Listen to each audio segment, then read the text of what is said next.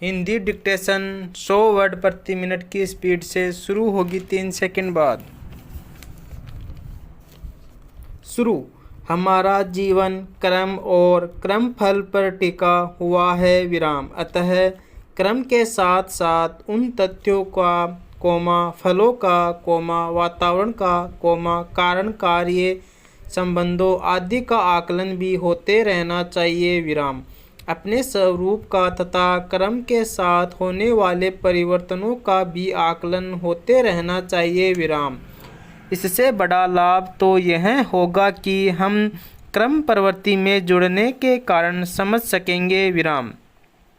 संकल्प और विकल्पों पर विचार कर सकेंगे विराम। मन की चंचलता के विभिन्न आयामों को जान सकेंगे विराम।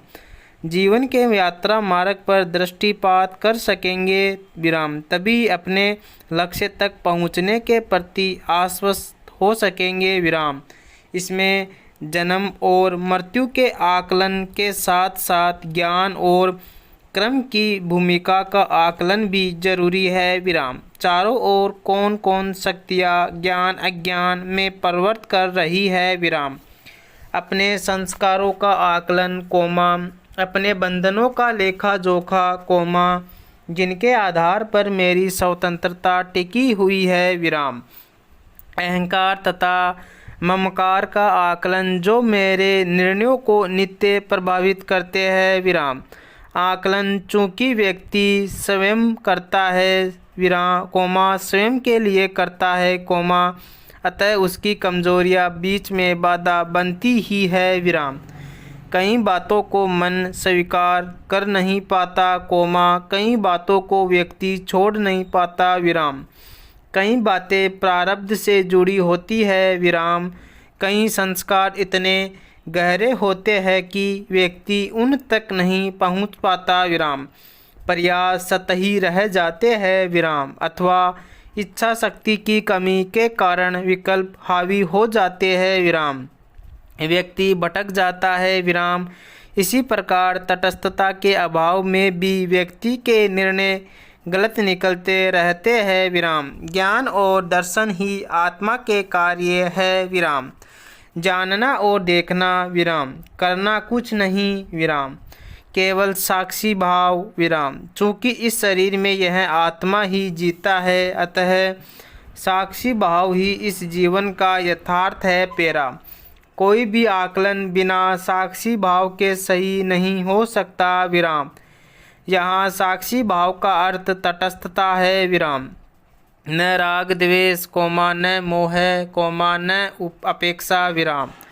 यही जीवन में सबसे दुरूह कार्य है विराम। क्या व्यक्ति शरीर के राग से मुक्त हो सकता है विराम। जीवन के सारे राग द्वेष ही तो विचारों से भरे पड़े हैं विराम। मन की चंचलता कभी तटस्थ रहने ही नहीं देती विराम। आप कितने भी संकल्प कर ले मन फिर विकल्पों के जाल में उलझा ही देगा विराम। कुछ अच्छा लगेगा मन को कुछ बुरा विराम। अनेक स्मृतियाँ होगी मन में कल्पनाएं होगी पिछले जन्म के प्रभाव ऋणानुबंध होंगे जो मन को तटस्थ नहीं रहने देंगे विराम। प्रेम वासनाएं व्यसन भावनाएं संबंध अहंकार आदि मिलकर मन की तटस्थता भंग करते रहते हैं विराम।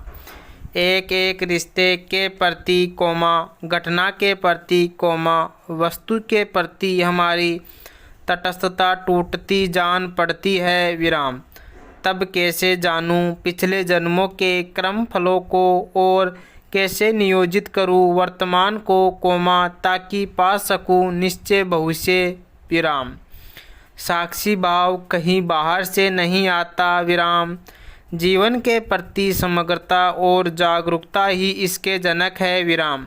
बुद्धि से हम जानते हैं मन की आँखों से देखते हैं विराम। इन दोनों पर सत रज तम आँखों से देखते हैं विराम। इन दोनों पर सत रज तम के आवरण होते हैं जिनके कारण तटस्थता में बाधा पैदा होती है विराम। बुद्धि अहंकार से जुड़ी होती है विराम। व्यक्ति को तटस्थता रहने ही नहीं देती विराम। इसमें जो अविद्या भाग है कोमा वह जन्म से ही साथ है विराम, उसे सीखना ही नहीं होता विराम।